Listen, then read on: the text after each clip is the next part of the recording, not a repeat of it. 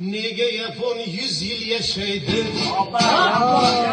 O'zbekcha yoshga bormaydi. Chunki yapon bizday qorong'u, safar turib oshga bormaydi.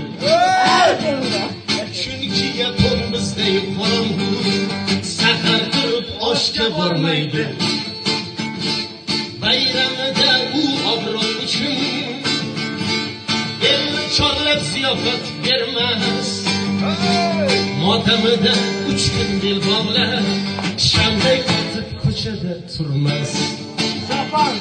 Gerçi bizden 100 bor farovon, gerçi bizden 100 karra topdi. To'y xarjida 100 ta bu yapon, bir kambag'al o'zbekcha bo'lmas. Shu so'zimni yaponga aytsam, dedi battar qisib ko'zini. Yapon bunday yashay olmaydi, harakiri qilar o'zini. Yapon bunday yashay olmaydi.